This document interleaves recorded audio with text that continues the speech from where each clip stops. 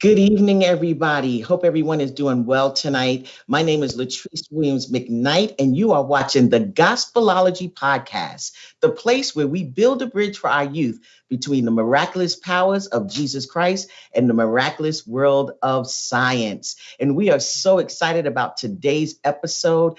Today, we are talking to an incredible doctor, a chemist, a businesswoman, a mother, and a fiance. Okay. And like so many of us, she is multi-passionate and she loves what she does. She is now currently an FD working for the FDA as a quality assurance specialist. And she is also what I love to call a sister of mine. No, we are not of the same sorority, but we are both sisters of a sorority. And she is a member of Delta Sigma Theta Sorority Incorporated. And I am so blessed to have her with me tonight. And I wanted to share with you a little bit about her background too. I just love the fact that we have Black women in STEM, and she is phenomenal. Wait till y'all hear about my sister right here. She has a Bachelor of Science degree from Clark Atlantic University in Atlanta, Georgia. She has a master's degree in organic chemistry from Virginia Polytech Institute and State University, what we here know as Virginia Tech. And then she also has a PhD in synthetic organic chemistry from the University of Florida in Gainesville. I have the honor and the pleasure tonight to be with Dr. Sherita Mclamore, and she is known as Dr. Mac. So tonight you have with you Dr. Mac and Pro Mac. And so Dr. Sherita, I am so excited to have you with me tonight. Oh my gosh, I am just so excited about everything about what we're going to talk about and sharing some things for parents that they can do with their children for STEM, and then just sharing a little bit about you and how you just came into the world of science. So welcome, welcome, welcome. Could you please just say hello to our guest tonight? Thank you for having me. Hello, everyone. I am extremely nervous, but I am here. You're doing wonderful. You're doing wonderful. I'm just so excited that you've taken the invitation just to be with us here tonight and just to share with our audience a little bit about what Gospelology is all about. And so I wanted to just share, we have a few questions that we'd like to ask you, and let's get started. I want you to just do me this. Can you tell us about your interest in STEM at an early age? Was it an early age that you were connected with STEM? Tell us a little bit about that. How was it? What was your interest? What sparked this chemical reaction in you to continue in the world of science? Well, I think, we've talked a lot, and I told you that my interest in science started probably in middle school, and I'm a native of DC, right? So I went to middle school in Northwest at Francis Junior High School and high school at Ballou Senior High School. So I grew up in Southeast. So in middle school, we had to do a lot of science fair projects and things like that. And my dad really pushed that interest in science. Like he was with every experiment, every volcano, every light bulb, everything. And so that's where that interest started. After high school, my middle school fed into a different high school. After middle school, my middle school fed into a different high school, which was Wilson. Because I had this passion for math and science, I went to Ballou. At that time in the 80s, Ballou was a math science high school. Now, back in the 80s, each of the high schools were kind of specialized. So we had high schools that specialized in engineering, tech, barber. We had all kinds of specialties. Ballou's specialty was math and science. So I ended up back on the other side of the river, east of the river, and I attended Ballou in the math science program. And there I was able to really just thrive. The interesting thing about being at Ballou is because I was in the math and science program, I didn't stand out. I wasn't a nerd. I didn't seem unusual. I was with a bunch of students that were just like me. We all had a passion for math and or science. So it made things sort of normal. That's awesome. Something that you said that was just sparked me. I mean, it just took me to another level. You talked about your dad being involved in your experiments. And I think that it's so important that our parents realize that we must stay connected with our children's interest and be involved with whatever they love to do. I think that is so important for us to actually be able to feed their passions, because you never know what you're feeding. And I know your dad knew what he had when he was feeding you. True, Promac, and I often think neither of my parents finished. Well, my mom finished high school, my dad didn't, so neither of my Mm, parents went to college, which was very interesting for me. But my dad saw that passion in me, and he mm, nurtured it. He really cultivated it. He didn't understand a lot, but he knew that it was what I liked, and so we mm. would take these big science boards into school, every science fair project. He was just there, and he just pushed, and we'd go to hardware stores and things like that, and we just do the best that we could. Mhm. The key was he was always there, like every science fair, even if he didn't understand, even if he couldn't make sense of it, he just stood there right beside me. Mm. So my dad was really a driving force, and early on he pushed me into science. Like, he's like, if you like it, stay with it. Oh, I love it. I love it. That right there is a testimony to all parents. When you feed your child's interest, they will grow up and do what they love to do, not what they have to do. And so I'm just loving your passion and your dad's passion, and I'm so grateful to him. And I'm sure the FDA is grateful today for your dad. Can you tell us a little bit about what you do at the FDA?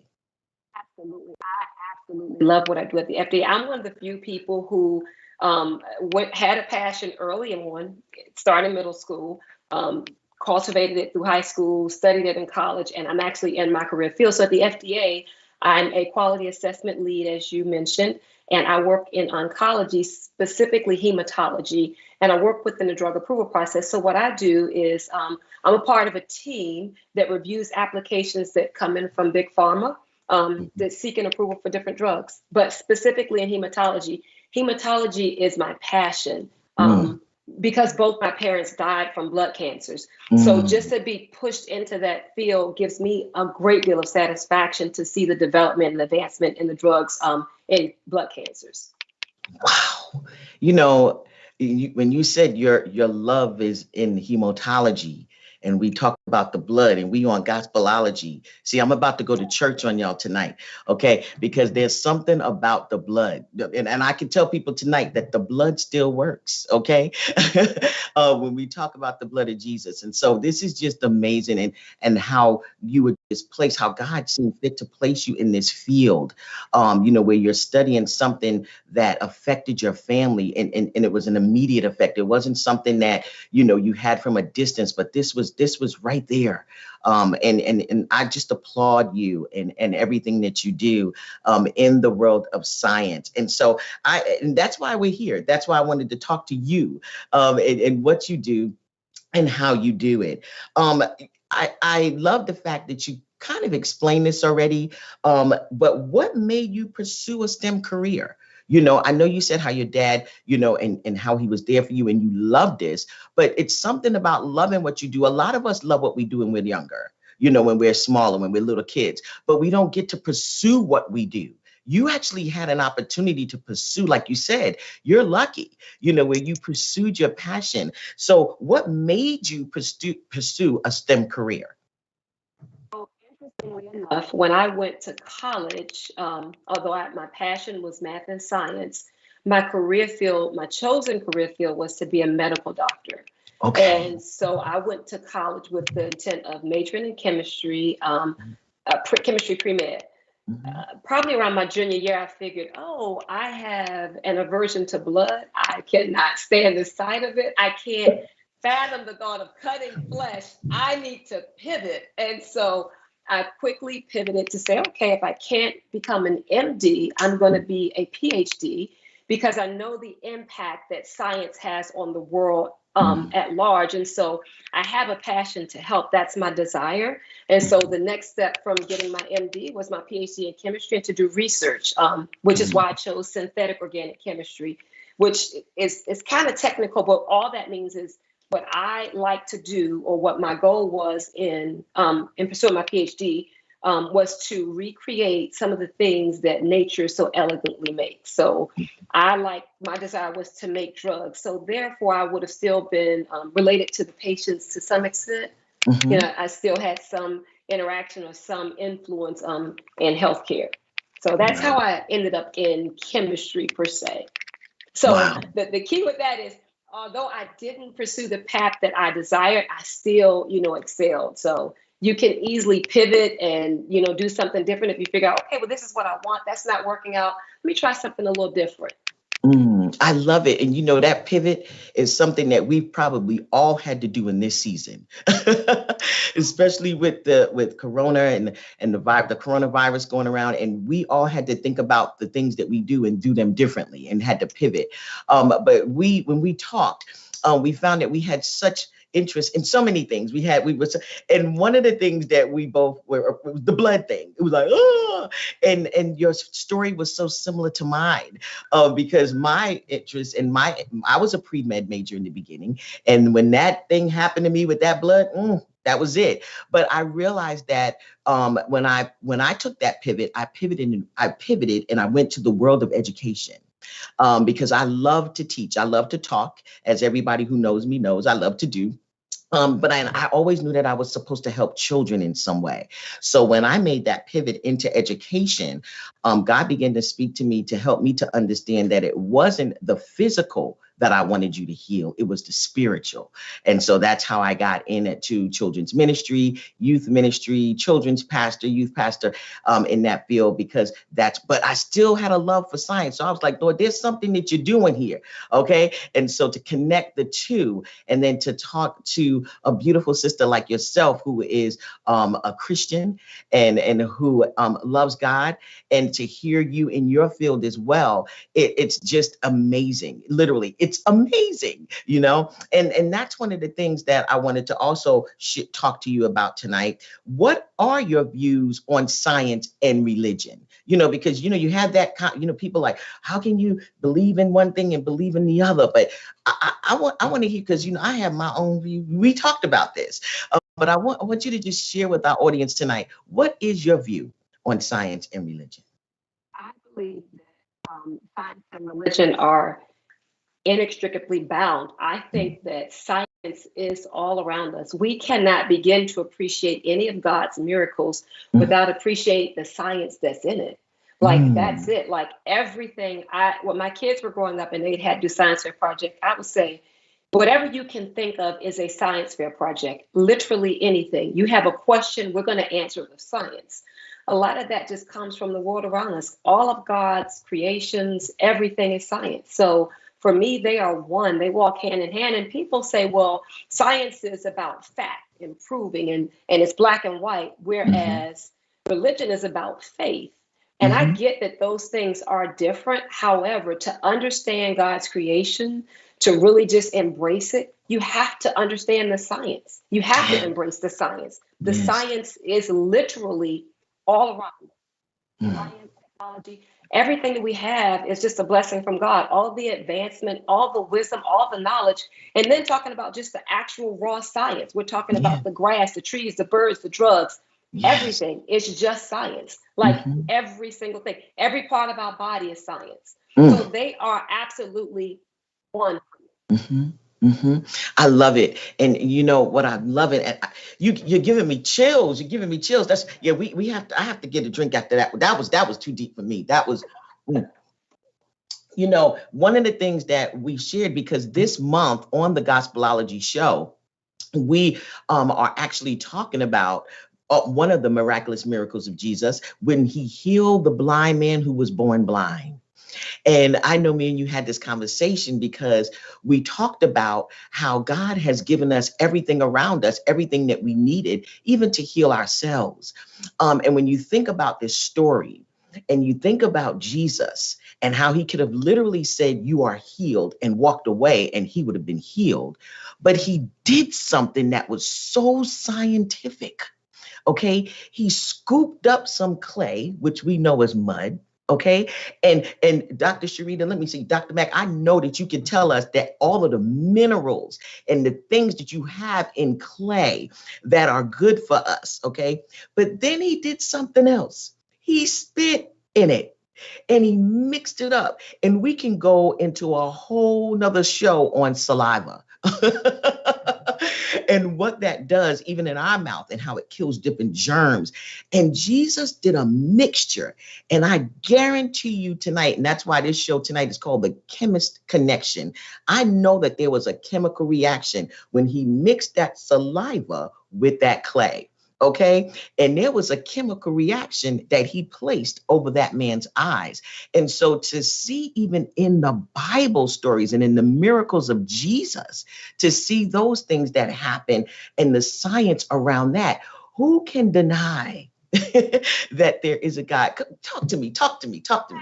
Promac, you hit it. You hit the nail right on the head when you said he could just spoke it and it was. He didn't have to do that. Mm-hmm. That's just an illustration to me of Jesus just showing us, yes, what you need is here. I'm here. I am the miracle. But make no mistake about it. Everything you need to live and to survive, the medicines, the earth. That's why I said as an organic chemist, my desire was to recreate some of the things that nature so brilliantly creates. And I say that to say this. When I began my PhD, the title of my dissertation was The Total Synthesis of the Enantiomer of Deoxypancreatisatin. Forget all of that, but I want you to focus on here. It was, I'm going to say it was the total synthesis of this compound. We're just going to say this compound. 5 years later, because that compound was made in nature, it was natural. It's made in nature. That meant God did it. So it's a natural product.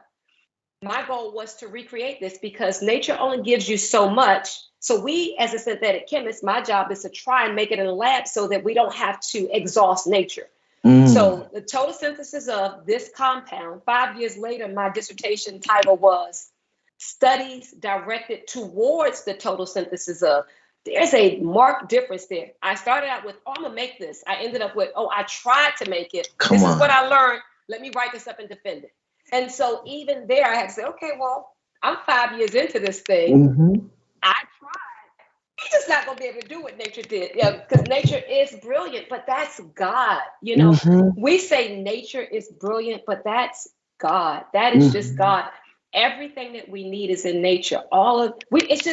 We're just waiting to unearth all of the miracles that God has for us in nature. We're just waiting to unearth, and God is feeding us a little bit at a time.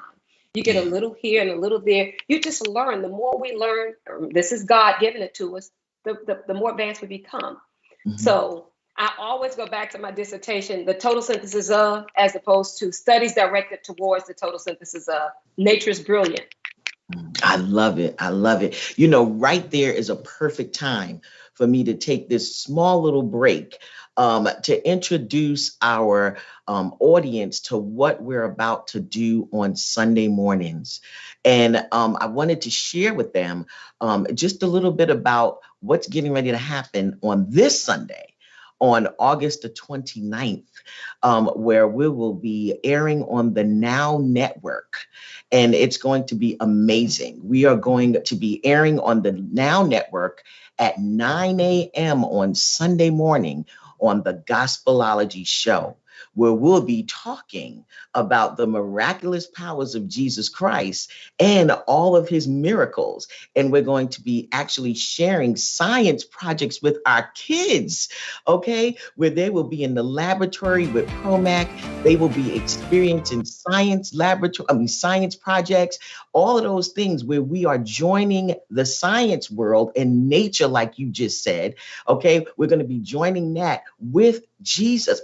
You can't separate that. They're as one. They're as one. And so we're so excited, and we hope that you join us at 9 a.m. on the Now Network that can be found on Roku, Amazon, Apple TV, all of those things. And we can't wait. We can't wait. The information is right there on our page that you will be linked to tonight. And we can't wait for you to be in front of the TV with your children, your grandchildren, your nieces, your nephews, and everyone, so that they can understand this awesome power and what we have around us. And as you hear Dr. Mack tonight, and you hear her passion in what she does, and the passion of just human nature, and my passion for the gospel, and my passion for science, you bet your energy that this show is going to be amazing, and your kids are going to really enjoy it. Dr. Mack, I have a couple more questions for you tonight. I wanted to ask you this: what's it like being a woman, and especially a woman of color, in the STEM world? Have you ever experienced anything that was out of the ordinary? If you felt anything, could you just tell us a little bit about what is it like being in the world of STEM, especially as a woman of color? That experience has been a bit of an evolution for me. I would say, Mm, starting mm, out in Ballou, again, I grew up in Southeast DC, so everything about that is what it is. I grew up in Southeast. I went from Southeast DC to Atlanta, Georgia. That wasn't a huge transition for me. So being a Black woman in STEM in Atlanta, Georgia was fine. I mm, left Atlanta, Georgia and went to Virginia Tech. And mm, that's what things got a bit interesting for me, because I am now a Black woman immersed in a completely different culture. And so mm, I'm a minority because I'm Black and because I'm a woman. And at Virginia Tech, most of the demographic was white, which was fine. So that was a bit of a culture shock to me. So being a Black woman in STEM there began to really stunt my confidence. mm, I always say I drank the Kool-Aid. I believed exactly what they said about, Black people being inferior and this, that, and the other. And mm, although, I'm matriculated at Clark Atlanta, which is a premier HBCU, and I attended Virginia Tech, which is, a great school. From Virginia Tech, I went to University of Florida, same culture as Virginia Tech, similar mhm, experience. So I then left those schools where my confidence had begun to dwindle a bit, only because, like I said, I drank the Kool-Aid. I believed what everyone said. We're not as smart. We're not this. We're not that. It was a mm, lot of passive things that were said. I'm like, so I began to believe it. From there, I did a postdoc at NIH for a couple of years. My experience at NIH wasn't really that remarkable. But when I got to FDA, I became what I call myself as a super minority. mm, And I say a super minority because the culture outside of college, graduate school in the sciences is not even American. So Americans are a minority in STEM in mhm, general. Women are a minority in that minority, and Black people are a minority within that. So that's on like a super minority. So in that, because there weren't a lot of people like me, because the culture was different, because I was sort of shut out of things, I just began to want to fly up under the radar, and I didn't really have a voice. I lacked a lot of confidence, and it's not anything from anybody direct. It's just society as a whole just kind of made me feel like, you're not quite as smart, or you're not quite this. And this is me having gone to Clark, Virginia Tech, University of Florida.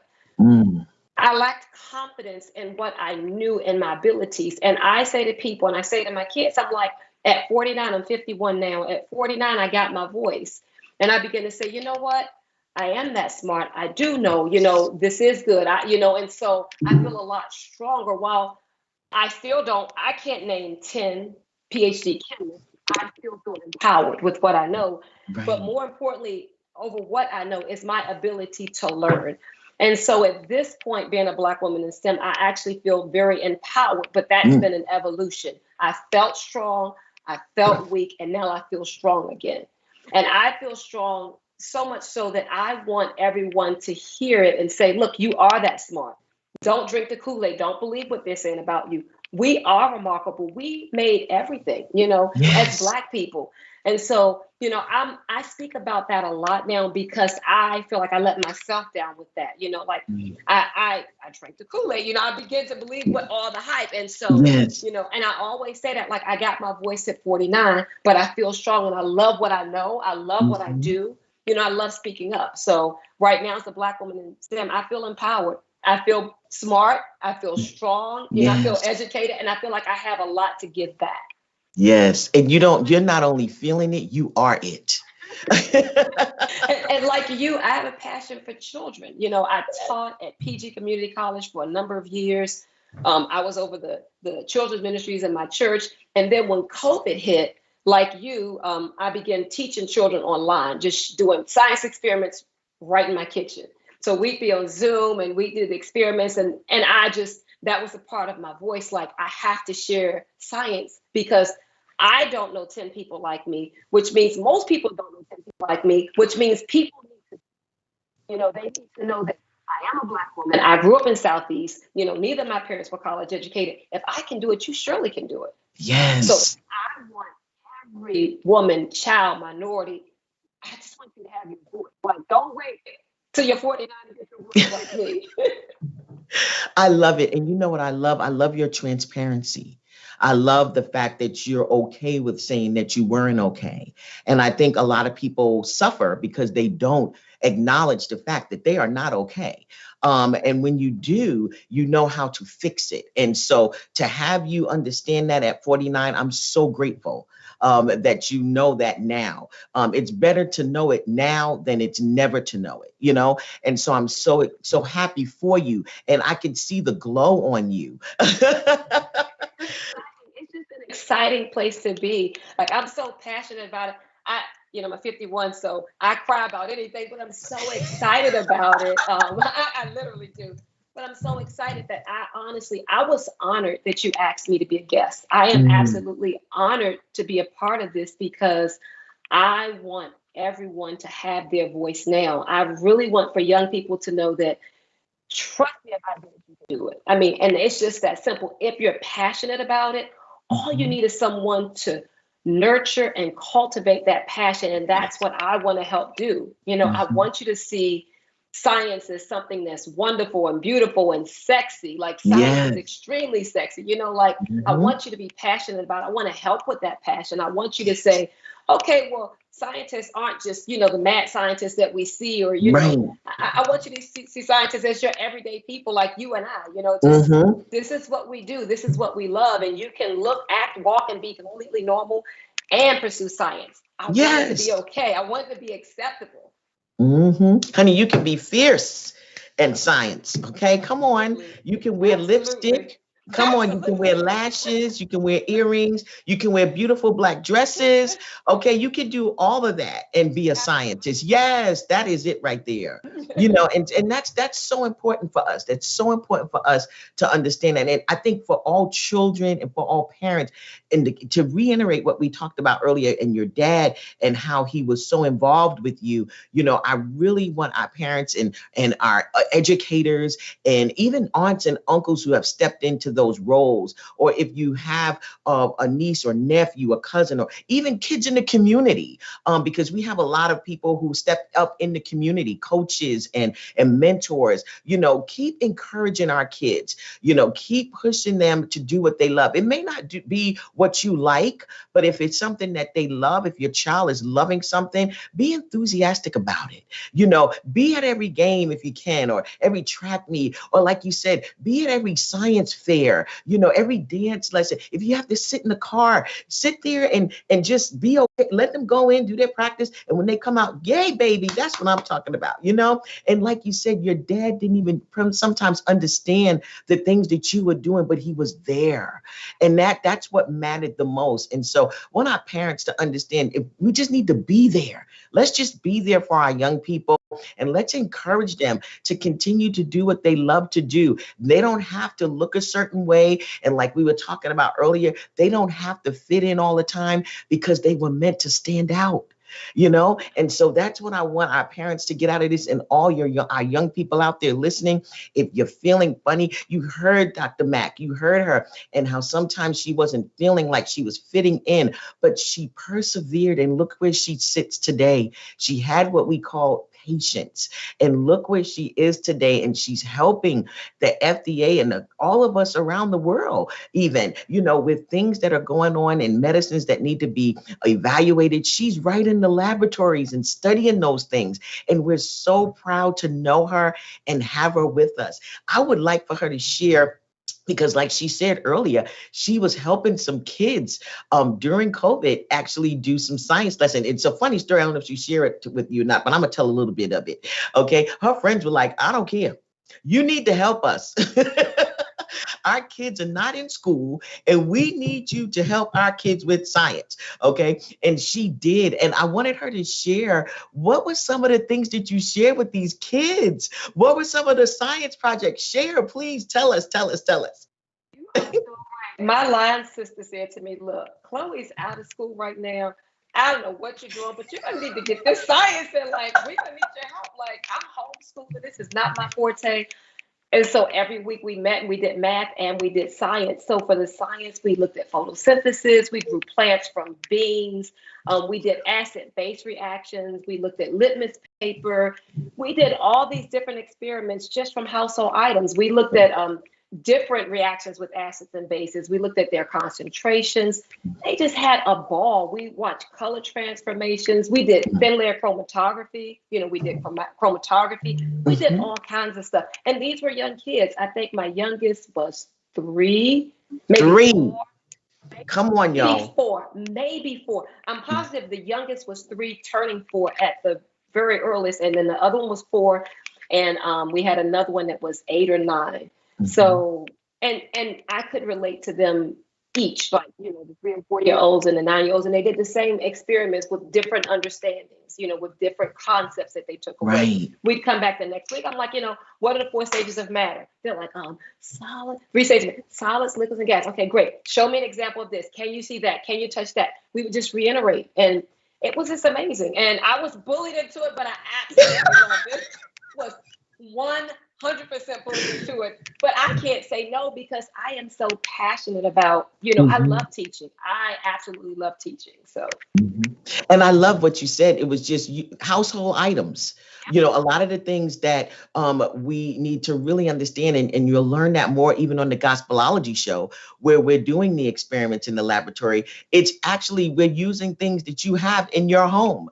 We're taking some of the things, everyday things that you have in your refrigerator, like baking soda that we sit in there to take up the smell, some vinegar, we mix it, and the kids having a ball. We take some food coloring, all of those things, and we mix it in there, and these kids are looking at a volcano we rubbed, or we call it, that's what the saliva looked like when Jesus mixed it with the mud. But it's all kind of things that you can do with your kids. And that's what I love. You said that you just used the different household items and how you studied the plants, things that are going on around them already. How was their reaction even to you teaching, especially online? How do you think that worked? We were on Zoom, and the concepts were just grasped so well by those young children. I expect the 8 or 9-year-old to grasp, but the 3 and 4-year-olds, they grasped those concepts. They just held on to them, like just getting them to see a gas by, getting carbon dioxide to blow off and see the balloon inflate. Right. Like, so why is that balloon inflating? What's going on? Talking about inhaling oxygen, exhaling carbon dioxide. We took a purple cabbage. We extracted the dye from it. The dye from the purple cabbage pulls out. Your water becomes really deep purple. That deep color purple is an indicator for acids and bases. And so they were absolutely blown away by the fact that they could put some vinegar in there and see one color, put baking soda in there and see another color, and put lemon juice and see a different color, and put lime juice and see something different. So they could actually see, oh, this is an acid because of this color. Oh, this is a base for sure. Well, that's what the turn colors. What does that mean? And we just discussed it. It was amazing, and they were so enthusiastic. And then another thing is when we grew the plants from the bean, like, well, we planted 3 or 4, and we noticed that some of them grew and some of them didn't grow. Same environment. Let's talk about it. What happened? Why didn't it? That's how science works. It is unpredictable. It is, But here's what I said. Well, we put it in there. We had faith that it was going to grow. It didn't grow. That's okay. That's okay. That's where science and faith comes into play together. So it didn't grow. It's okay. Some of them grew, some of them didn't grow. Having faith doesn't mean you get what you want. Having faith doesn't mean you believe. Come on, sis. You don't have to get what you want, but you have to believe. Yes. We talked about it. It was wonderful. I look forward to it every day. I was at a 50th birthday, every time we met, I was at a 50th birthday party. I was like, oh, I got to go. I got to go home and teach. They're like, what? I got to go home and teach. I'm going to go. And I also tutored college students during COVID because I know organic chemistry is the bear, right? It's a bear in class. I couldn't begin to understand how they could learn it virtually. So I began tutoring college students in organic chemistry over COVID too, to say, hey, let me help you get through this. This is a struggle. Right. So I love science. I love teaching. I love giving this knowledge. I do. I actually love science still. Yay! I still love science. And we love you. And this was awesome, and I again want to thank you, Dr. Mac, for sharing these moments with me tonight and with our guest. I hope that they enjoyed you. I know I did, and I know that they did. But I would love if they can connect with you some way. I know you're on LinkedIn. And I just wanted to know if you have any other means that you would like for them to connect with you with. Just share with us if you have any link that you would like to share with us tonight. On LinkedIn and Facebook and Instagram, and they're all the same. Sherita Mclamore. I'm really easy to find. Love it. I'm not creative at all. It's just Sherita Mclamore. So I'm more than happy to help. So I'm available. And I'm just Sherita Mclamore on all platforms. Awesome. Well, guys, if you want to stay connected to Dr. Mac, you need to stay connected with Gospelology, because she said something that was so powerful to me, and I took it to heart. She said, "I am your Robin." And I truly believe that. And now you have Dr. Mac and you have you have Pro Mac. Okay, you have Dr. Mac. And so we're excited that we're going to be here for just to be here to share with our children. We want to thank all of our people who were online with us tonight, and who joined in the conversation. We have people who were talking about our parents rock. They're so proud of you, sis, and keep inspiring others and keep helping others. And they said, Faith, you may not get what you want, but you have to believe. That was powerful right there. You were that was knowledge. That was knowledge. And so I want to thank all of our viewers on tonight. And if you catch the replay, please let us know that you're watching the replay. But please stay connected with us here on the Gospelology podcast. Watch us on Sunday. Keep in touch, because you haven't heard the last from Dr. Mac. Like she said, she loves teaching these kids science, and we're excited. We have a coding academy that is coming up. We have all kind of things that are going to be happening right here on the Gospelology show. So look forward to that and joining our Gospelology club, where you're going to get science lessons and games and activities. And me and Dr. Mac are going to share with the kids. We're just so excited. It's going to be amazing. It's going to be amazing. And so again, thank you all for joining us tonight. We're going to leave out with the Gospelology theme song. And guys, take it to heart, because Gospelology, there's so many things that you can learn from science, especially like Jesus turning water into wine and Jesus healing the blind. And so listen to those words as we go out. And again, thank you all for joining us here on the Gospelology podcast. And we'll see you next time real soon, where we know that we stem from him. God bless you all. Bye, Dr. Mac.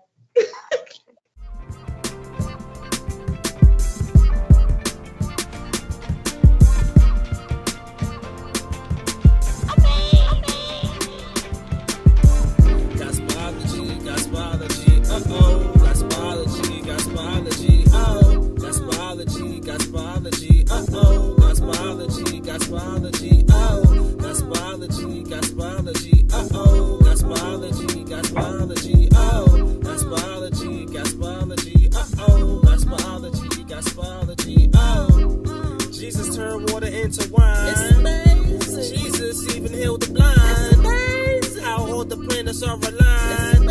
How all chemicals are designed. Teaching the gospel with a scientific twist. All of his miracles are magnificent. Teaching the gospel with a scientific twist. All of his miracles are magnificent. Oh, Gospelology, Gospelology, uh-oh.